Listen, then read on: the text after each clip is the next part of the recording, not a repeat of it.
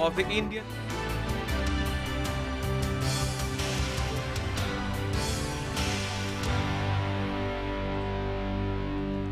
नमस्कार। आत्मनिर्भर भारत की तरफ हम तभी बढ़ सकेंगे, विकास के नए सोपान तभी स्थापित कर सकेंगे जब हमारे देश में लोकतंत्र की जड़ें मजबूत होंगी। और इसी तरह के लोकतंत्र के एक उत्सव का आयोजन गुजरात में किया जा रहा है। गुजरात के केवड़िया में 2 दिवसीय अखिल भारतीय पीठासीन अधिकारी सम्मेलन का आयोजन 25 और 26 नवंबर को किया जाएगा। पीठासीन अधिकारियों का ये 80वां सम्मेलन है और इस वर्ष सम्मेलन का जो थीम है, जो विषय है, वो है विधायिका, कार्यपालिका और न्यायपालिका का सद्भावपूर्ण समन्वय, जीवंत लोकतंत्र की कुंजी। राष्ट्रपति रामनाथ कोविंद इस सम्मेलन का उद्घाटन करेंगे। 2 दिवसीय इस सम्मेलन में देश भर के पीठासीन अधिकारी की जिम्मेदारी निभाने वाले कार्मिक और अफसर इसमें भाग लेंगे। प्रधानमंत्री नरेंद्र मोदी सम्मेलन के समापन सत्र को 26 नवंबर को संबोधित करेंगे। तो इस विषय पर हम विस्तार से चर्चा करेंगे और आपको बताएंगे कि किस तरह से इस सम्मेलन का क्या कुछ असर होगा, क्या कुछ इसके आफ्टर इफेक्ट्स हैं और क्या कुछ इसमें चर्चा होगी, क्या कुछ निकल कर आएगा। नमस्कार, मैं हूं निखिल और मेरे साथ है मेरी सहयोगी प्रीति। Thank you, Nikhil. Yes, when we talk of Atmanirbhar Bharat, as my co-anchor put it, it is only when the pillars of the country, the pillars of the democracy work together. And today in the show, we will discuss about the conference which will be held in Kevadia in Gujarat. To get you more on that, Lok Sabha Speaker Om Birla will address a curtain raiser press conference on the 80th All India Presiding Officers Conference today. Now also this 2-day 80th All India Conference will be organized at Kevadia, Gujarat, and it will be a 2-day conference on November 25th and November 26th. Kevadia is home to the world's tallest statue, the Statue of Unity. And also we're talking of unity of the different pillars of democracy. President Ramnath Kovind will inaugurate the 2-day conference on 26th November, which is celebrated as Constitution Day. Prime Minister Narendra Modi will address the valedictory session of the conference. The theme of this year's conference is harmonious coordination of legislative, executive and judiciary, key to a vibrant democracy. Various sessions will be organized in which presiding officers will exchange their views and also share the best practices. Discussions will also be held on ways to make the proceedings of Parliament and legislative assemblies more productive. Also on Constitution Day, all delegates at the conference will also recite the preamble to the Constitution under leadership of Prime Minister Narendra Modi.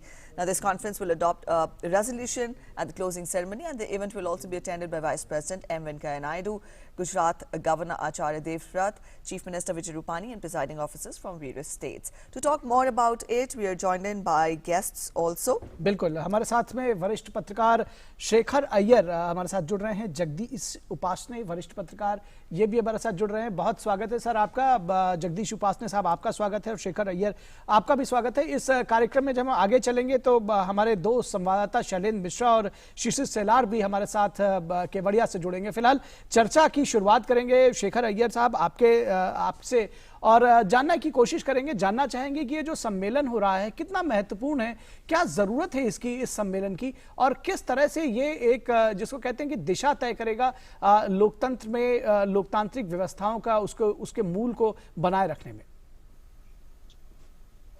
Nikhil नमस्कार। इस समय ऐसे समय में ये हो रहा है जब भारत एक विकास की दौड़ पे लगा हुआ है और ऐसे समय में जो व्यवस्था की जो अंग है वो आपके लेजिस्लेचर हो या जुडिशरी हो या सरकार की जो एग्जीक्यूटिव हो, ये तीनों के बीच में एक प्रकार की एक संवाद जरूरी चलनी चाहिए।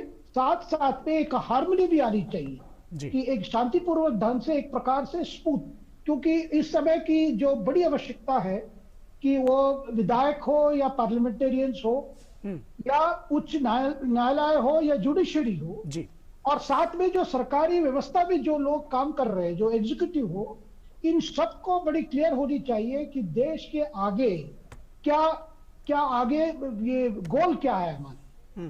जब विकास की बात हो रही है, आत्मनिर्भरता की बात हो रही है, तो ऐसे समय में ये तीनों अंग बीच में एक प्रकार के एक संवाद और एक समन्वय होनी चाहिए। इसीलिए इस तरह की जो प्रिजाइडिंग ऑफिसर्स की मीटिंग होती है उसमें कई बातें ली जाती है कि कैसे कि एक स्मूथ फंक्शनिंग हो, ना केवल संसद का या विधानसभा का या बाकी जो जितने इलेक्टेड बॉडीज की जो कैसी फंक्शन होनी चाहिए उसकी, उससे ज्यादा बाकी जो इंस्टीट्यूशंस हैं उसके साथ कैसे हमारे एक प्रकार से डायलॉग जारी रहना चाहिए, कैसे हर मिल, क्योंकि अगर हमें सामने अगर लक्ष्य जो है विकास हमारा लक्ष्य है, गरीबी दूर करना हमारा लक्ष्य है, भारत को एक श्रेष्ठ भारत बनना एक लक्ष्य है।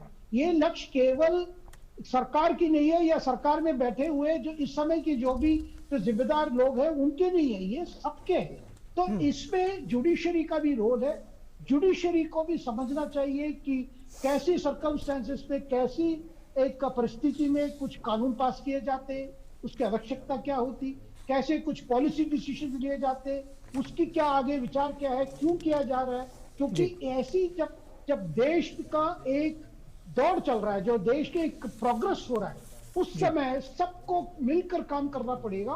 और कॉन्स्टिट्यूशन में जो प्रावधान है और कॉन्स्टिट्यूशन की जो रिक्वायरमेंट्स है उसके अनुसार कैसे देश आगे जल्दी बढ़े, ये सबसे ज्यादा है। और जैसे आपने कहा, जो जहां पे आज हो रहा है वो है केवड़िया। केवड़िया आप जानते हैं, वह एक आज का देश का एक प्रतिस्वरूप बन गया, जहां पे सरदार पटेल का बड़ा स्टैच्यू है। और वहां इस कॉन्फ्रेंस होना, इससे पहले हमने देखा कि सारे आईएएस ऑफिसर्स की भी वहां हुई थी, जो प्रोबेशन ऑफिसर्स थे, जिसको प्रधानमंत्री संबोधित किए थे। तो इसी 31 अक्टूबर को तो उस जगह का ही एक महत्वपूर्ण बन रहा है कि क्योंकि केवड़िया का आज एक सिंबल है, वो है विकास है, और सबके विकास। और उस विकास के साथ जो प्रधानमंत्री का जो हमेशा एक फॉर्मूला रहा है, सबके साथ सबका विकास और सबका विश्वास। तो ये मुझे लगता है ये गोल में समय आ गया है कि सबको मिलकर इस पर सोचना चाहिए और काम करना चाहिए। All right, Mr. Upasne, we'll take this forward to you. Harmonious coordination of legislative, executive and judiciary, key to vibrant democracy. On one hand, we have this, but at the same time, democracy is also... I've been interrupted here and I've been asked to go across live to our correspondent who's joining us from Kevadia. We'll talk more about it, but at present, my colleague Shishir is joining us from Kevadia. Shishir, you're there, and we've told our viewers that the two-day conference will begin from tomorrow, and today is the curtain raiser. Let us know more about the program ahead. Shishir first.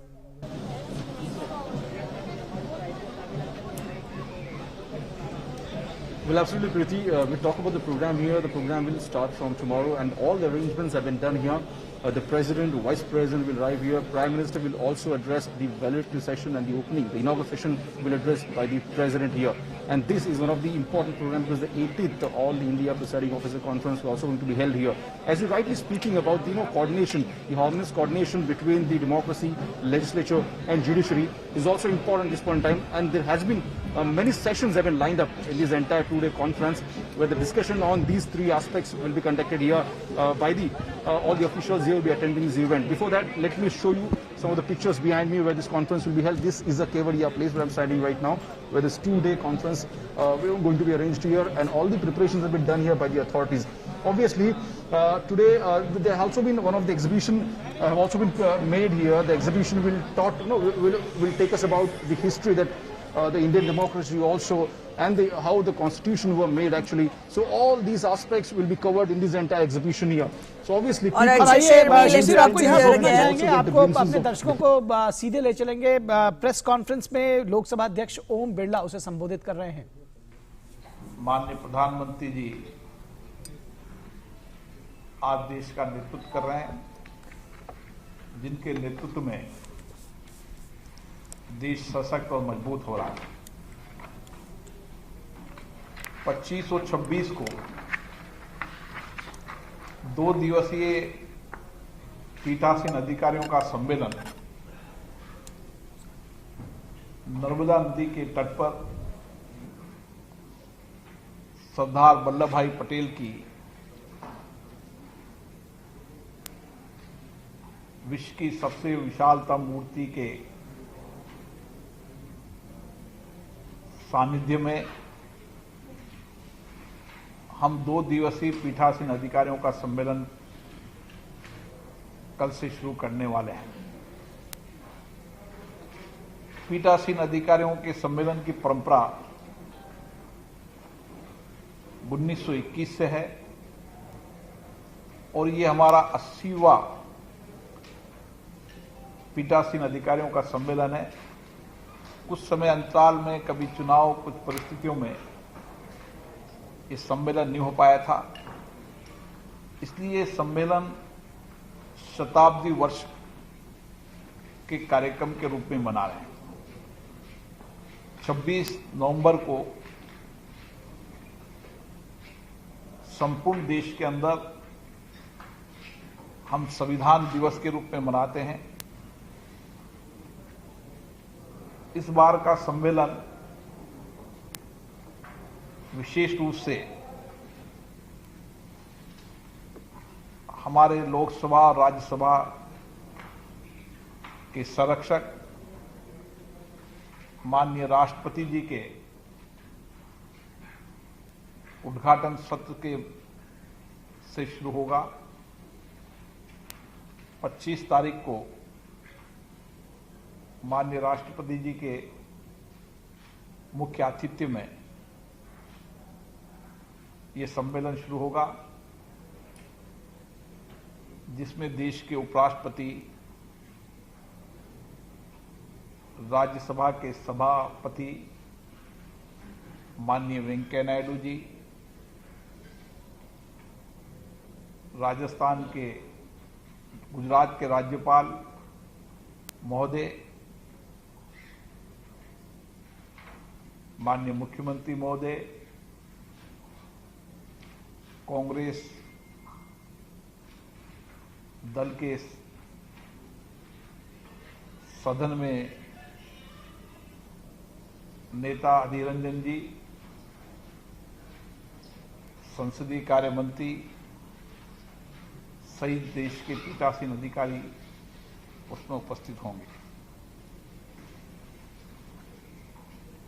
ये 71वां संविधान दिवस है, जिसका समापन सरदार वल्लभ भाई पटेल की प्रतिमा के सम्मुख भारत के प्रधानमंत्री नरेंद्र मोदी जी के नेतृत्व में हम संविधान की प्रस्तावना का संकल्प लेंगे और समापन समारोह में माननीय प्रधानमंत्री हमसे जुड़कर हमारा मार्गदर्शन देंगे। 2 दिवसीय सम्मेलन में माननीय राष्ट्रपति जी का, उपराष्ट्रपति जी का, माननीय प्रधानमंत्री जी का हमें मार्गदर्शन मिलेगा। उनके अनुभव, उनका दीर्घकालीन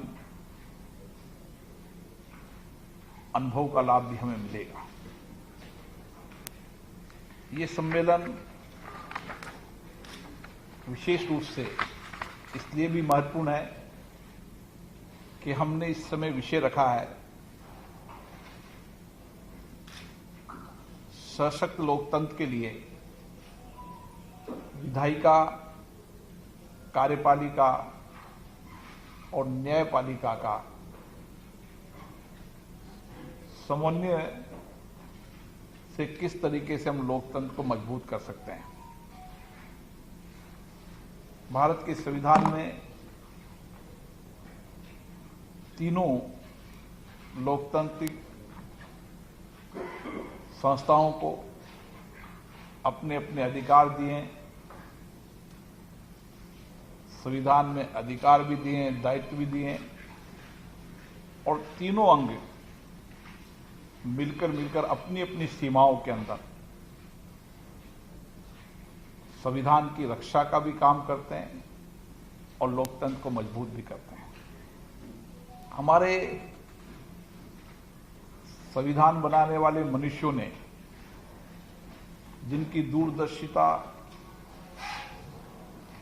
जिनका समर्पण दल से ऊपर उठकर देश के प्रति समर्पित भाव से उन्होंने जो संविधान बनाया है वह विश्व का आज सबसे बड़ा संविधान भी है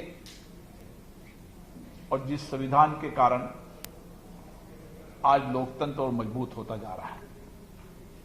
पिछले 17 आम चुनाव के अंदर मतदाताओं का मतदान प्रतिशत हर बार बढ़ना, निश्चित रूप से कह सकते हैं कि लोकतंत्र के प्रति लोगों की आस्था बढ़ी है, विश्वास बढ़ा है। देश की 300 विधानसभाओं के चुनाव होना, सत्ता का सहज रूप से हस्तांतरण होना, यह हमारे संविधान की शक्ति है, जिसने संविधान बनाते समय जनता को बीच में रखकर लोकतांत्रिक गणराज्य की व्यवस्था दी थी, जो आज चली आ रही है। क्योंकि पीठासीन अधिकारियों की ज्यादा बड़ी जिम्मेदारी है, सभी राज्य विधानसभाओं में कानून बनाते हैं, संसद में कानून बनाने का काम हम करते हैं, और कानून बनाने के साथ साथ चुने हुए जनप्रतिनिधि जनता की भावनाओं को सदन के माध्यम से सरकार तक पहुंचाते हैं। हमारी लोकतांत्रिक प्रणाली में इतना ही नहीं कि केवल मतदाता मत देकर इतिश्री कर ले, मतदाता नियमित रूप से अपने क्षेत्र की समस्याएं, कठिनाइयां, उनकी भावनाओं को जनप्रतिनिधि को बताता है, और विधानसभाओं में और संसद में जनप्रतिनिधि अपनी बात को अभिव्यक्ति करता है। यहाँ एक तरफ कानून बनाने का काम भी होता है, दूसरी तरफ से जनभावनाओं की अभिव्यक्ति भी होती है। इसलिए पीठासीन अधिकारियों के सम्मेलन में हम सब अपनी अपनी लोकतांत्रिक संस्थाओं का अनुभवों को, विचारों का, नवाचारों का साझा रूप से किस तरीके से हम लोकतंत्र को और मजबूत बनाते हैं, इसमें विचार विमर्श होता है। पिछली पीठासीन अधिकारियों का सम्मेलन उत्तराखंड में 19वां सम्मेलन उत्तराखंड की देवभूमि में हुआ था। उस समय हमने 3 मुख्य बिंदुओं पर चर्चा की थी। एक विषय था हमारा दल बदल कानून। दल बदल कानून में पीठासीन अधिकारियों का अहम रोल होता है। उसको हम दल बदल कानून को में क्या नया परिवर्तन कर सकते हैं, ताकि एक हमारे पीठासीन अधिकारियों के अनुभव, विचारों को एक कमेटी में हमने बनाई, जिसमें सीपी जोशी जी राजस्थान विधानसभा के अध्यक्ष हैं। उस कमेटी की रिपोर्ट पर भी हम इस पीठासीन अधिकारियों में समीक्षा करेंगे। दूसरा हमारा विषय था सूचना प्रौद्योगिकी का उपयोग। हमारा मत था कि देश की जितनी भी लोकतांत्रिक संस्था हैं, चाहे राज्यों की विधानसभा हो, विधान परिषद हो, चाहे संसद में लोकसभा और राज्यसभा हो, अभी तक जितने भी विधानसभाओं की और संसद की कार्रवाई है, वो एक प्लेटफॉर्म पर देश का व्यक्ति देख सके। और इसीलिए हमने सारे सिस्टम को इस तरीके से कंप्यूटराइज करने का निर्णय किया है, ताकि देश में कोई भी व्यक्ति किसी भी विधानसभा की कार्रवाइयों को, पूर्ववर्ती को, वर्तमान को देख सकता है, संसद की कार्रवाइयों को देख सकता है, ताकि संपूर्ण लोकतांत्रिक संस्थाओं को एक प्लेटफॉर्म पर लाया जाए। इसके लिए असम के विधानसभा के अध्यक्ष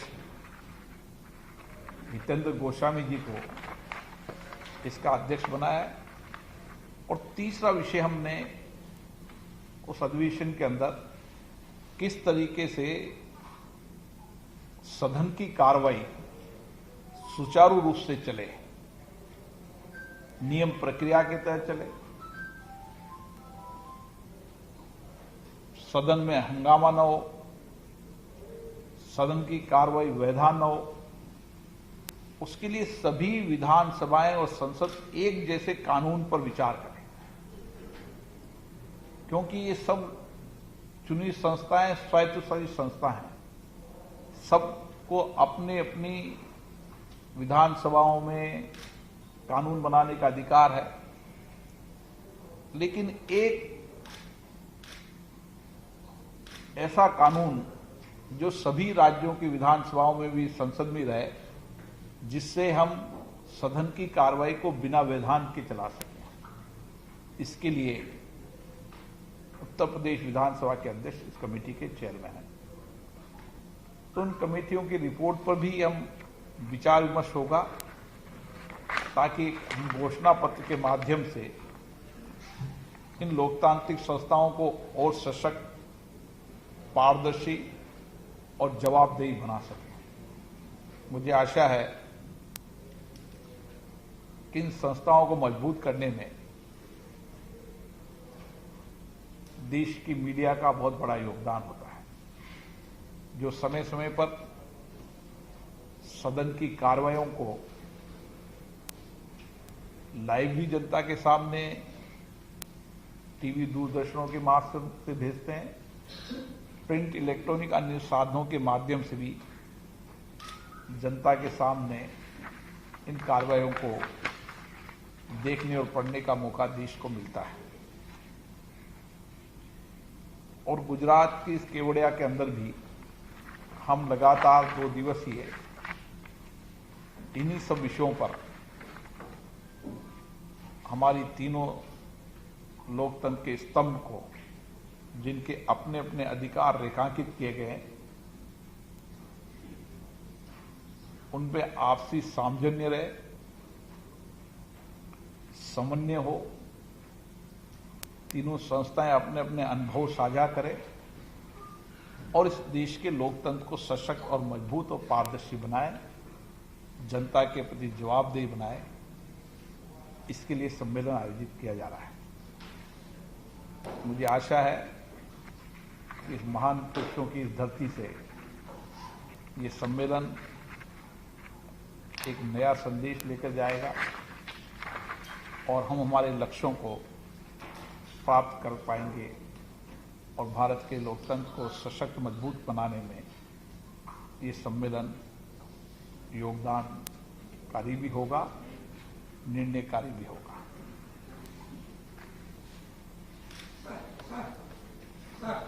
दो बात है, एक तो ये बीजेपी की सरकार आने के बाद लोकसभा की कार्यवाही में क्या क्या नया इनको क्या सिस्टम कौन सी अच्छी बताई,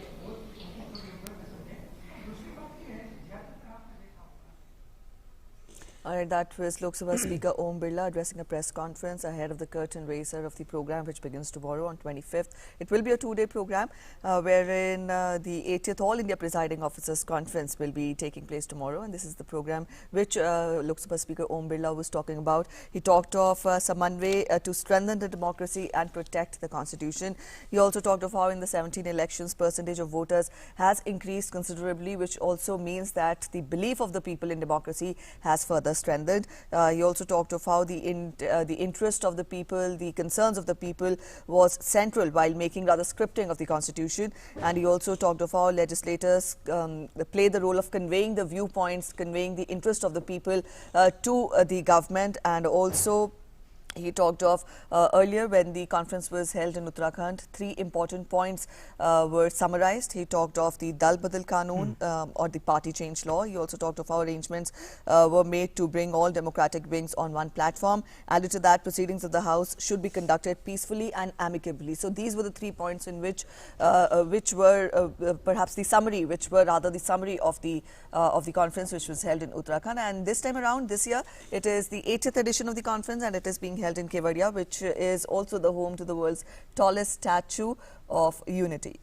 बिल्कुल साफ तौर पर ओम बिरला ने कहा कि जो पीठासीन अधिकारी हैं उनकी जिम्मेदारी ज़्यादा बड़ी होती है, क्योंकि वो एक तरह से कहीं ना कहीं उस जो लोकतांत्रिक संस्था है उसके वो खेवैया है, उसको आगे से लीड करते हैं, तो इसलिए उनकी जिम्मेदारी ज़्यादा बनती है। और जो संसद है और विधानसभाएं हैं उनको इस लोकतंत्र को जीवंत बनाए रखने में, उसके माध्यम से देश को आगे ले जाने में, देश के लोगों की सेवा करने के लिए ये एक महत्वपूर्ण साधन है और उसको बनाए रखने की बेहद ज़रूरी है। उन्होंने कहा कि तीनों अंग मिलकर ही जो है, चाहे न्यायपालिका हो, कार्यपालिका हो या विधायिका हो, ये तीनों अंग मिलकर के एक समन्वय के साथ ही लोकतंत्र को न सिर्फ जीवित रखते हैं, संविधान को भी बनाए रखते हैं और आगे भी इस काम को आगे किया जाता रहेगा। और यही वजह है कि इस विषय पर इस बार विस्तार से चर्चा होगी कि किसी भी तरह का कोई टकराव इन संस्थाओं के बीच में ना होने पाए, बल्कि एक सौहार्दपूर्ण समन्वय बने और इस लोकतंत्र को और मजबूत किया जा सके। तो हम इसके साथ ही अपनी चर्चा पर वापस लौटते हैं।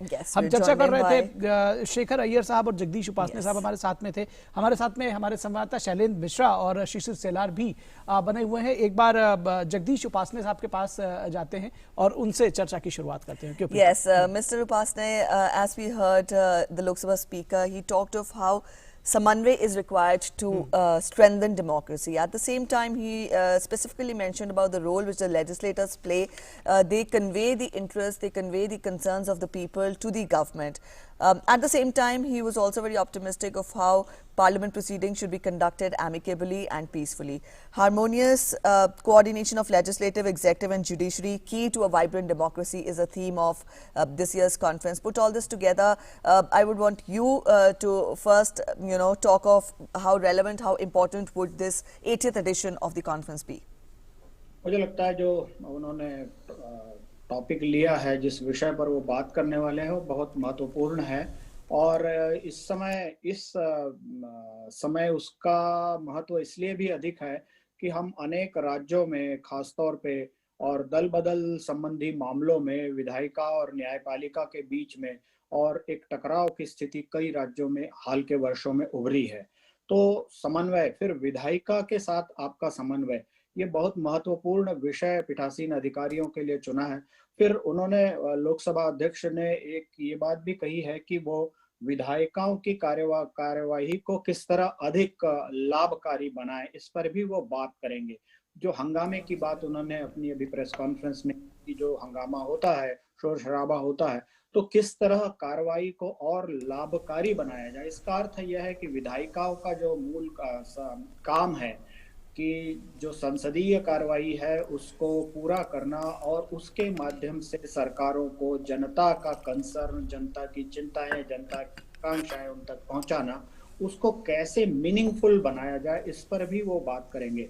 मैं समझता हूं कि बहुत इम्पोर्टेंट थीम पीठासीन अधिकारियों के लिए उन्होंने चुनी है और इससे निश्चित ही भारत में एक नई, देखिए जब से हम संविधान दिवस मना रहे हैं 2015 को, गजट नोटिफिकेशन के बाद से संविधान दिवस मना रहे हैं और देश में मनाया जा रहा है और उसकी वजह से देश भर में संविधान के लिए एक जागरूकता पैदा हुई है।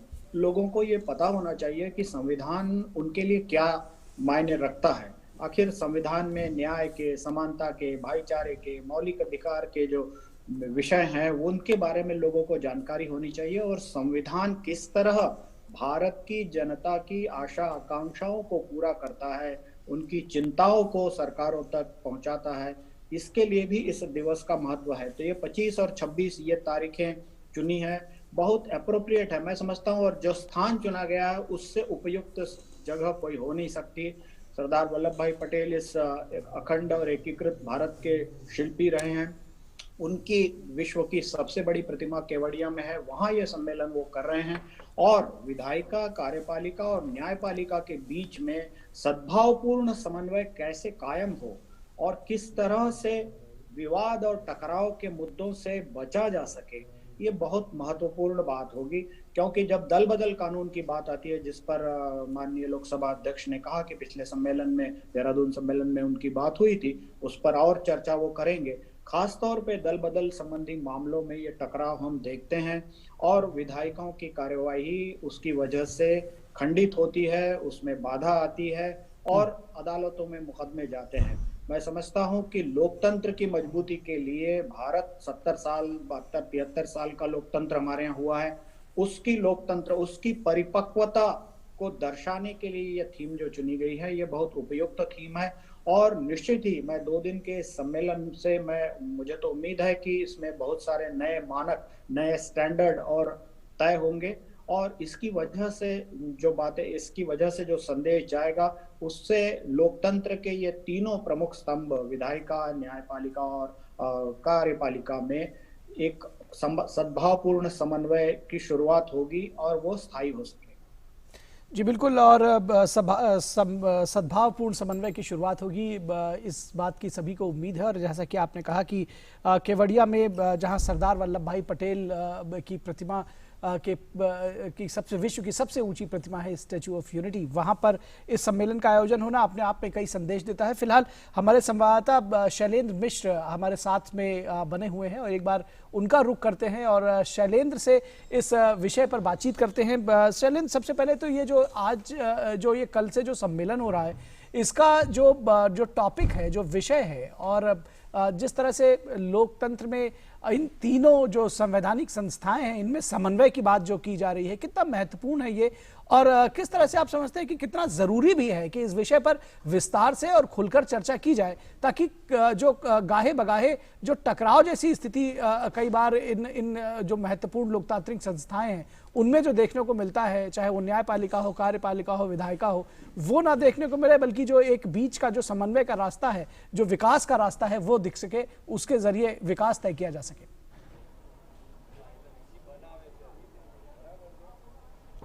निश्चित तौर पर निखिल, हम जानते हैं कि जो विषय रखा गया है विधायिका, कार्यपालिका और न्यायपालिका के बीच समन्वय सशक्त लोकतंत्र के लिए, तो निश्चित तौर पर ये एक बहुत महत्वपूर्ण विषय इसलिए भी है चूँकि हमने देखा है अपने अनुभव से, जो पिछले 70-75 साल में जो अनुभव रहा है देश में संसदीय लोकतंत्र का, उसमें ये देखने को मिला है कि ये समन्वय बहुत ज़रूरी है। चूँकि एक तरफ जो अधिकार है वो स्पष्ट तौर पर परिभाषित है और एक दूसरे के अधिकारों का सम्मान और टकराव की स्थिति ना आए, ये समझना बहुत ज़रूरी है। और इसीलिए पीठासीन जो अधिकारी हैं उनकी भूमिका बहुत महत्वपूर्ण हो जाती है। और हम जानते हैं कि कई ऐसे फैसले जब पीठासीन अधिकारियों की तरफ से राज्य विधानसभा के अध्यक्षों की तरफ से दिए गए, जिस पर न्यायालय जो मामला न्यायालय तक पहुंचा, न्यायपालिका तक पहुंचा, तो दरअसल इस तरह में ये समन्वय बहुत महत्वपूर्ण इसलिए भी हो जाता है क्योंकि अपनी अपनी एक भूमिका है और सभी की अपनी एक जिम्मेदारी भी है और साथ ही साथ अधिकार क्षेत्र भी है। तो निश्चित तौर पर ये बहुत ज़रूरी हो जाता है, इसीलिए इस विषय को रखा गया। हम कह सकते हैं कि बहुत ही एक ऐसा सब्जेक्ट है, एक ऐसा विषय है जिस पर एक विस्तार से चर्चा भी हो सकती है और साथ ही साथ जो इस चर्चा के बाद जो संदेश निकलेगा वो भारत में संसदीय लोकतंत्र की जो जड़ें जो काफ़ी गहरी हो चुकी हैं उन्हें और गहरी बनाने में और देश को विकास के रास्ते पर एक तरह जो रफ्तार है उसको और तेज करने में सहायक होगा। तो निश्चित तौर पर बहुत महत्वपूर्ण विषय है, चूँकि हम जानते हैं कि अक्सर जो अधिकारों की बात होती है, हमारी संसद जिसके जरिए जो चुने हुए प्रतिनिधि हैं वो जनता की समस्याओं, जनता की आकांक्षाओं को सामने रखते हैं। और जैसा कि लोकसभा अध्यक्ष ने कहा कि दरअसल जो जनता की भूमिका है वो सिर्फ मतदान करने तक सीमित नहीं है, दरअसल सरकार, चुनी हुई सरकारों तक अपनी बात पहुंचाने और लगातार जनता की समस्याओं को उनके चुने हुए प्रतिनिधि उठाते हैं संसदीय लोकतंत्र के जरिए, संसद के जरिए, देश की राज्य में जो अलग अलग जो विधानसभा है उनके जरिए। तो बहुत महत्वपूर्ण हो जाता है ये समन्वय विधायिका, कार्यपालिका और न्यायपालिका के बीच हो, चूँकि हम जानते हैं कि संसद और विधानसभाएं कानून बनाती है और उस कानून को लागू करने का काम कार्यपालिका का होता है। तो ऐसे में इस समन्वय की बहुत ज़रूरत है और साथ ही साथ ये समझने की भी ज़रूरत है कि विधायिका और जो न्यायपालिका की जो भूमिका है वो किस तरह से एक तरह से एक दूसरे के पूरक के तौर पर उसे आगे बढ़ाया जा सकता है। तो निश्चित तौर पर बहुत महत्वपूर्ण विषय इस बार रखा गया है। और जिस बात का जिक्र कर रहे थे कि जो पिछली जो सम्मेलन हुआ था जिसमें दल बदल कानून को लेकर जो एक कमेटी बनी थी कि उसमें और क्या बदलाव हो सकता है और क्या सुधार हो सकता है, तो हम जानते हैं कि कई बार जो टकराव देखने को मिला, खासतौर पर राजनीतिक दलों, सत्ता पक्ष और विपक्ष के बीच जो टकराव देखने को मिला और विधानसभाओं में जो कामकाज बाधित हुआ, उसमें क्या कुछ किया जा सकता है। क्योंकि अक्सर ये देखने को मिलता है कि कई बार कुछ ऐसे फैसले हुए पीठासीन अधिकारियों की तरफ से जिसके बाद एक टकराव की स्थिति राजनीतिक दलों के बीच बनी, जिससे विधानसभाओं का कामकाज प्रभावित हुआ। तो ऐसे में कामकाज प्रभावित न हो और जिस तकनीक का जिक्र, तकनीक का अधिकतम इस्तेमाल, हम जानते हैं कि संसद को पेपरलेस बनाने का, कामकाज को पेपरलेस बनाने का की जो प्रक्रिया वो काफ़ी आगे बढ़ चुकी है। जो चाहे प्रश्न जो ऑनलाइन, अब हमने देखा कोविड के दौरान जो सत्र हुआ उसमें किस तरह से ऑनलाइन प्रश्न पूछने, अपने प्रश्न रखने की व्यवस्था की गई। तो इस तरह के तमाम विषयों पर भी चर्चा होने की उम्मीद है। जी। All right, I'll take this forward to Shishir. Shishir, now coordination and harmony is being talked about, and this will be the central theme. Now, I would want you to talk, more about how have times changed all these years, because, Om Birla, the Lok Sabha speaker, he talked of how people, the voter turnout every year, every time in the election has been increasing, which means that the faith of the people in democracy, in the administration has increased. But at the same time, we do not see this sort of, this sort of sentiment perhaps on the floor of the houses when proceedings are washed out completely. At the same time, opposition, makes it a point to not let the house function properly. So I would want you to talk more on these 2 points put together. How have times changed now when we're talking of Atmanirbharta, when we're talking of self-reliance? A vibrant, a strong democracy is the crux to it.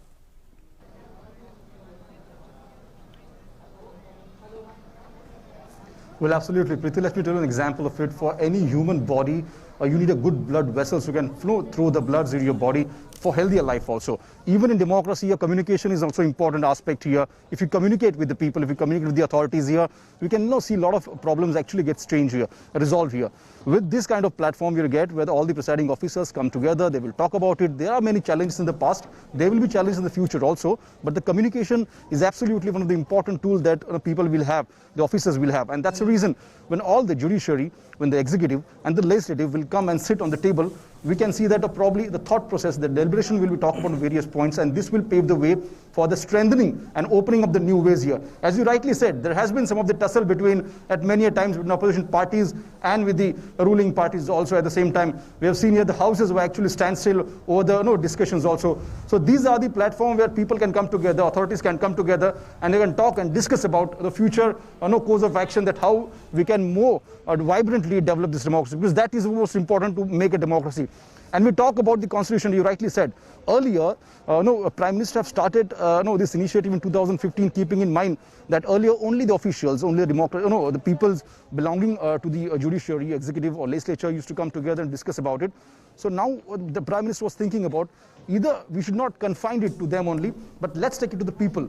And that's exactly what happened when we're celebrating Constitution Day. We're actually telling people that how Constitution is important. As a result, we'll see that people are getting more aware about this Constitution, that what exactly their constitutional rights are, and more vocal about it. And that's the reason, as a result, we have seen that voting percentage has been increasing at some point in time. Even people also quite vocal about their constitutional right also. So this is what exactly the government was thinking when they've started the Constitution Day. It is not just about discussing with the presiding officers or with the officials here, but also to take it to the people in a transparent manner.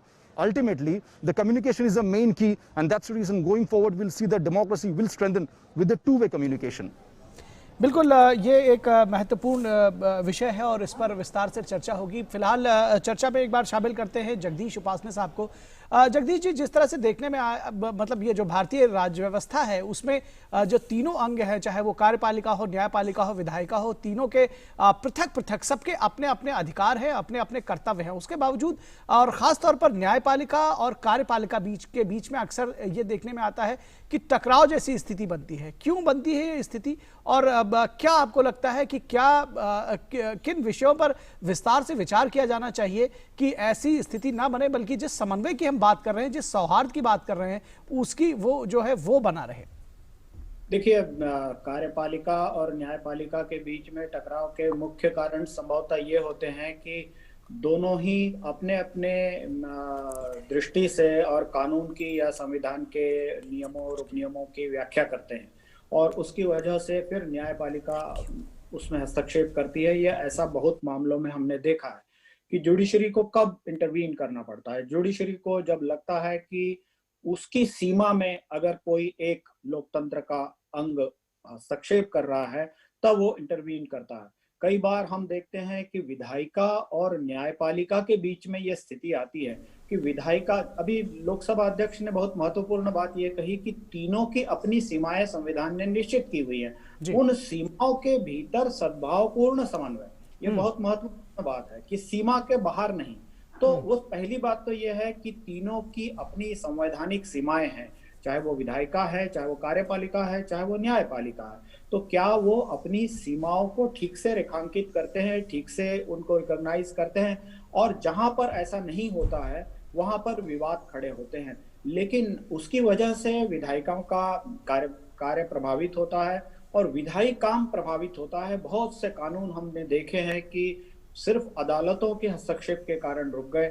हमने ये भी देखा है कि बहुत से कानून विधायिकाओं में जो हंगामा होता है उसके कारण भी रुक गए, या विधायिकाओं में उन कानूनों के प्रति और एक तरह की रिजिडिटी हो जाती है विपक्ष के कई दलों की, उसकी वजह से भी रुकते हैं। तो दोनों ही बातें हैं। हम सिर्फ ये नहीं कह सकते कि इस टकराव के कारण विधायी कार्य प्रभावित होता है। विधायी कार्य दोनों तरह से प्रभावित होता है, मगर न्यायपालिका कार्य और विधायिका का और कार्यपालिका और न्यायपालिका का जो टकराव है वो लोकतंत्र के लिए बिल्कुल ठीक नहीं है। निश्चित रूप से सबकी संवैधानिक सीमाओं की ठीक से व्याख्या अगर हो जाए, मैं समझता हूँ कि पीठासीन अधिकारियों के इस सम्मेलन में पीठासीन अधिकारी विधायिका अपने एक्सपीरियंसेस जब वो शेयर करेंगे तो उदाहरणों से वो बताएंगे कि उनकी सीमा कहां तक की है और कहां पर उनकी सीमा का अतिक्रमण हुआ है। उससे आगे अनुभवों में सीख आएगी और एक नई परिपाटी डालने में और पीठासीन अधिकारियों को मदद मिलेगी। उससे न्यायपालिका और कार्यपालिका के लिए भी और संदेश जाएगा। All right, we'll talk more about it, but at present we are heading for a short commercial break. You're watching Atmanirbhar Bharat, and on Atmanirbhar Bharat today we're discussing the 80th conference of the presiding officers of the legislature, and in a while from now we will again resume this discussion. Stay with us. You're watching Atmanirbhar Bharat.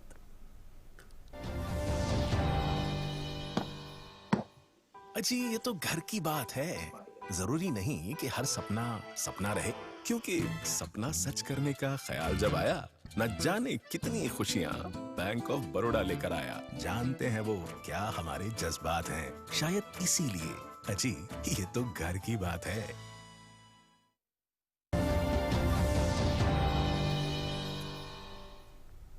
Break के बाद एक बार फिर आप सभी का स्वागत है। हम चर्चा कर रहे हैं 80वें पीठासीन अधिकारियों के, देश भर के जो पीठासीन अधिकारी हैं उनका सम्मेलन केवड़िया में 2 दिन के लिए 25 और 26 नवंबर को आयोजित होगा, और इसी विषय पर विस्तार से चर्चा हो रही है कि किस तरह से जो लोकतंत्र के तीनों अंग हैं, चाहे विधायिका हो, कार्यपालिका हो, न्यायपालिका हो, उनके बीच में सद्भावपूर्ण समन्वय कैसे बनाया जाए। All right, we're joined in by guests also. From here we go across to Mr. Shekhar Iyer. Sir, in his address, the Lok Sabha Speaker talked of how the interest, rather the faith of the people has increased when we talk of the voter percentage in all these years, and that has in fact further strengthened the democracy. At the same time, your fellow panelist had also talked of how awareness about the Constitution is very important these days, as we talk of the Constitution Day also, which will be on 26th of November. So at the same time, as a journalist, what is your evaluation of what times are we in when we talk of the youth, the younger generation? Because time and again the Prime Minister has talked of how youth is an asset to the country. And when we talk of self-reliance, when we talk of a strong nation, Atmanirbhar nation, the youth will play indeed a very pivotal role. So what is your take on that, the awareness, the realization of the rights and duties put together on the Constitution Day, which will be on 26th of November? Preeti, the very fact that the voter participation has increased over the years, and there is more and more expectation from the people that their representatives who get elected to the state assemblies and to parliament are responsible, responsive to their problems, and are always working towards their solution. Now, this is the biggest guiding factor which has made people aware of the voting rights, the importance of voting rights, and why they must participate in the democratic process. So therefore, today when we see the presiding officers meeting in Kevadia, and if you look at the three main subject matters that is before them, that only shows that people's concern, people's expectations are met. Because as the speaker was mentioning, the three things that he said are very crucial, for which three committees have been set up. One is what is the situation regarding the anti-defection law. So for that, there is already a committee headed by Assembly Speaker C.P. Joshi of Rajasthan. So that committee has been deliberating on, does the anti-defection law, as mentioned in the 10th schedule of our constitution, is it adequate? Is it able to meet the new situations caused by various exigencies? Whether it is postpone or after the elections, when the new governments are formed, then subsequent to that, the governments collapse, if they are coalition government, then formation of new government. That is one aspect. The second aspect is also, as the speaker said, which is people's expectation also means people want to actually see how their legislators are behaving and functioning and arguing their case on the floor of Vidhan Sabha or Parliament. That is why Om Birla ji today said, using the technology that is available, they are moving towards having a common platform, a platform that will enable not only a common citizen to watch the proceedings of Parliament, which already he does through Lok Sabha TV and Rajya Sabha TV, but also is able to watch the proceedings of all Vidhan Sabhas and Vidhan Parishads. So a person who belongs to, say, Assam, maybe living in Mumbai, but he would like to see what is happening in his assembly. In his state assembly, what kind of decisions are being taken, how the case is being presented, why certain laws are being passed. So that is a very important way of actually getting the public to participate. Because, of course, you have live coverage of the parliamentary proceedings, but such similar live coverages do not take place on a real-time basis in the states. Some portions may be shown in the news program. The third aspect, I think, Preeti, is also very important, for which the UP Assembly's speaker is in charge of a committee, which is, you see, parliaments are, Lok Sabha is elected to conduct business. The main purpose of the legislature is to discuss issues and pass, wherever required, necessary laws and any amendments to the laws if a particular situation required. This is the basic purpose of legislature. Every legislator sitting has got legislative business. Now, what has happened is, sometimes we have seen it in Parliament also, in the Lok Sabha and Rajya Sabha also, where you have, despite the government enjoying majority, we have seen, some members of Parliament or even the Assembly, they resort to some kind of disruption as a matter of right. Consequently, lot of, man hours are lost in these houses. So should not there be some kind of an agreed code, an agreed rule, that whether it is Lok Sabha, Rajya Sabha or state assemblies, the members express their views, convey their dissent if they have, and without resorting to disruption. Unfortunately, disruption may be an expression of, at one time it was considered that disruption is a way of expressing one's, democratic rights. Right. But disruption to the point of completely stalling business of the houses which have been summoned or called to conduct legislative business is a very serious matter, and it affects the rights of the people who have sent these legislators. Yes. So I think the committee report and the deliberation of the committee, which is under the UP speaker, to consider a law or a rule or some kind of procedure in which such disruptions are totally disallowed. जी प्रीति जी बिल्कुल। और यहाँ पर एक बार फिर रुक करते हैं, अपने संवाददाताओं का बात करेंगे शैलेंद्र मिश्र से। और शैलेंद्र, आपसे जानना चाहेंगे, इतना महत्वपूर्ण सम्मेलन हो रहा है, उसकी तैयारियों के विषय में क्या कुछ तैयारियां हैं? ये प्रश्न इसलिए भी खास है क्योंकि कोरोना काल में ये सम्मेलन हो रहा है और इतने जो पीठासीन अधिकारी हैं देश भर के, राष्ट्रपति महोदय आ रहे हैं, उपराष्ट्रपति रहेंगे, जो 26 नवंबर को प्रधानमंत्री का हालांकि वर्चुअल सम्मेलन है, संबोधन है, बावजूद इसके क्या कुछ खास तैयारियां हैं?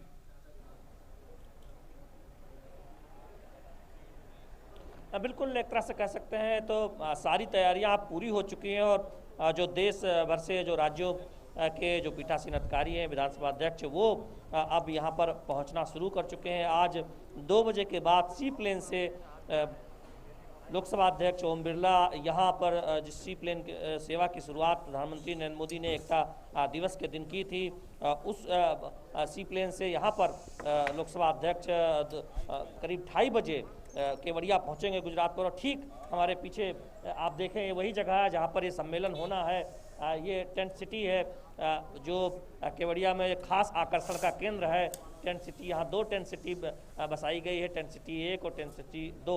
टेंट सिटी 2 में पूरा सम्मेलन रखा गया है और यहीं पर एक प्रदर्शनी लगाई गई है जिसमें दरअसल जो संविधान की जो प्रस्तावना है, संविधान सभा की जो महत्वपूर्ण जो बातें हैं और ख़ासतौर पर एक जो पूरी की पूरी एक प्रक्रिया बताई गई है और विस्तार से जानने समझने का मौका मिलेगा लोगों को कि किस तरह से जो संविधान हमारे देश में बनाया गया और जो भारत में जो लोकतंत्र की जो गहरी जड़ें रही हैं सैकड़ों वर्षों पुरानों की, जो पहले जो सभा और समितियां रहती थी, उसकी भी विस्तार से जानकारी दी गई। तो निश्चित तौर पर जहां तक तैयारियों का सवाल है, तैयारियां पूरी हो चुकी हैं।